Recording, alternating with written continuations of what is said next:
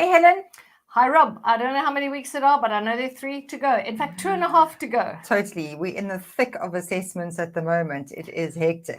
And talking of assessments, Rob, you recently had this bit of a thing at your school where all the other teachers were sending out what to study, and it was, these pages in this textbook and then this in your notebook, and don't remember this. And Miss Robin Walker decided to say, nothing to study, all work will be source-based. It was a very interesting time when 2 weeks ago when I announced that we were not going to be using any study material, mainly because the children at the school I'm at are used to having notes, textbooks, etc. Every school? Yeah, most schools.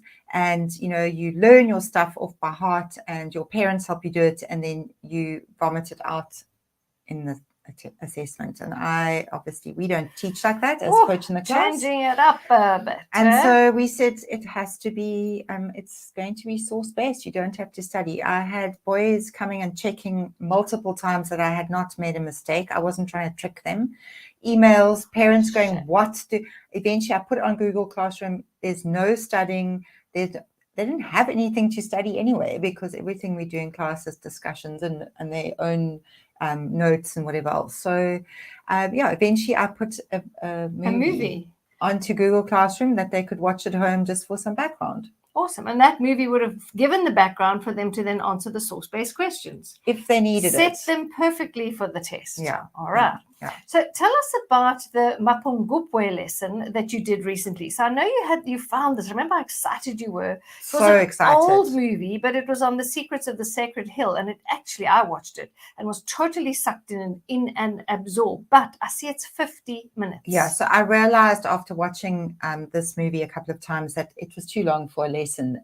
You can't have a 15-minute video and a discussion in an hour-long lesson. So I chopped it. And so I see lesson 2 was just the bit on Schroeder and K2. Yeah, so that was the pre-Mapon Gupwa, and it gave a good background, and so we watched it. And so if you're not confident in chopping a video, you just notice that you must start it at 2 minutes and stop it at 7 minutes, or use Google Movie Maker.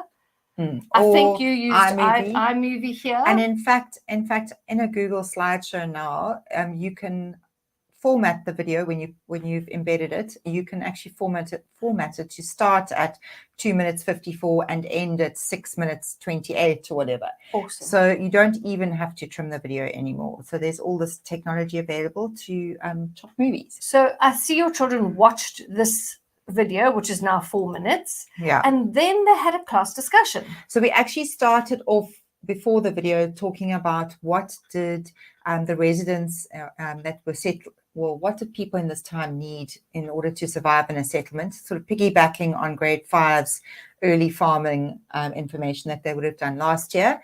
And then we looked at wealth and symbols of wealth, and then told them about sketchnoting, and that we were going to watch this video clip and that to make their own notes in their history book. That was another. In their history book, not on scrap paper or thinking paper. So these ones that are on screen now were boys that were so excited to be able to, let rip in their history book, and that I wasn't going to be marking how neat it was and that it was stuck in straight.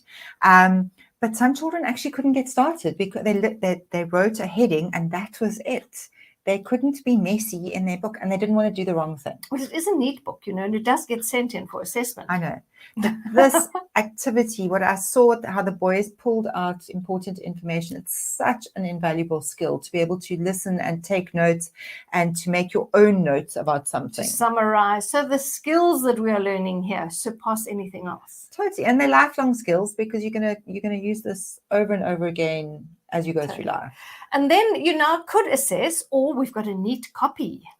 Yes. So we then used the information that they had summarized, their bits and pieces, to then look at cause and effect, which is a critical thinking skill. So this is a critical thinking task. On the left-hand side, they had to write down 3 reasons why the traders came into the interior of Zimbabwe and South Africa, and then some results of what happened, the effects of them arriving. And I loved what they pulled out. They picked out such incredible what ideas. a skill of comprehension, of active listening, Totally. and of self-learning. Yeah, and of course, there is a rubric, another rubric, a memo included, but that was more to guide a teacher. Or I had a couple of boys that just didn't know how to start, so I gave them a few clues and said, use this. What about this idea? And that kind of allowed them to get going. And also for a teacher that didn't kind of feel confident with the material, at least there's something to work off. And there's your first informal, or not formal, but Totally. assessment, continuous assessment. Yeah. Right now, mark that out of 10, and you got 10 marks bagged. Perfect. So this whole thing of having a data projector in one's classroom with these awesome YouTube videos that we're sharing, look, sometimes it takes a long time to find a nice video, because often people have got funny accents, or it's somebody trying to show themselves off and not the product or the it's a child's project. Totally. So you do need to know, and sometimes I take forever finding a good video, but once you found one, it's so much nicer than those old-fashioned days where you stuck a picture up and worked from a picture. Or open your textbook to page 63. Oh, and looked at the one picture every single year, the same one. Oh, yes. So this is something that Coach in the Class used in NST Term 1, Grade 5, where they have to do life cycles. So instead of doing the same old butterfly, we chose to do the ladybug or the lady beetle. And she's a little bit different. And so the children watched this video on the ladybug. Yeah. And then, very much like your lesson, they had to make their own sketch notes. Lovely. But because they're only grade 5, they had a framework. And so it was helping them put their note into the whole life cycle to already. Organize it. Because it is about life cycles, and that's the object of this whole lesson. So they were putting it into life cycles. They could use that frame how they liked. They could put pictures, notes, words, whatever they wanted. I often watch the video once for pure pleasure, and the second time for comprehension and making sketch notes. And then they went to a formal test where there were questions that were marked and became part of the formal assessment for this term. Fabulous. And obviously they could have had their notes with them or not. True, and the teacher must decide if it's open book or if it's not. And does it really matter? Because you've comprehended the life cycle of the lady beetle, which was your objective initially. And I like that. I love it if they have notes that they then have to use, because there's a purpose to the note taking then. And they're learning how to take their own notes, because one day they're not going to be given this fill in the missing blanks, are they? Oh, thank goodness. So these were just some quick ideas on testing, because we know you're in the thick of it, and how to use a movie and then set up a comprehension on the movie so that you can quickly assess it instantly. It's not go home and study for 3 days. It's watch something, listen, actively get involved, discuss, sketch notes, and answer. And what's also great is that with continuous assessment, which I found now, is my history assessment was actually 3 different tasks.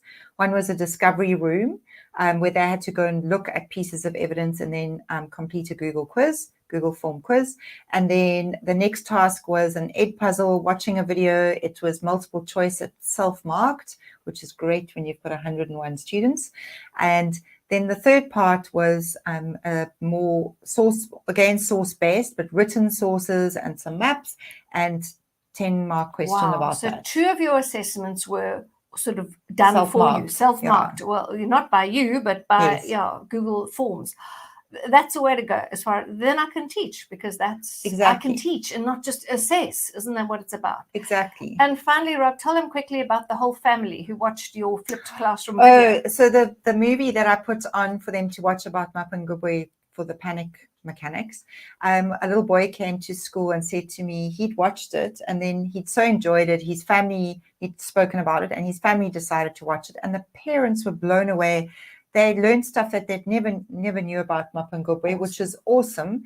And it's great that school doesn't stop, or learning doesn't stop in the classroom. It goes home. Taught a whole family, because they wouldn't have learned about Mapon Gupwa in their time. Well, they would have only learned what the child learned in the textbook, which is not a lot. It's quite bland and not very perceptive and different. And rich. Exactly. And then I also had another boy that showed his mom that he didn't have to study for this test, and she said, oh, thank goodness. That's me. That was me. That was me. So that was great. Awesome. So that was just some quick ideas on assessment, and we'll see you next week with another fabulous idea. Will you be here next week, Helen? I'll be here. Sorry, it was my fault we weren't here last week. I slipped away to Holland to see my son, but it was on a mission to save my husband. I love it. I love it. Exciting. It sounds like an episode of James Bond. Ah, yes, it was. Well, the next episode of James Bond will be next week. Have a wonderful weekend.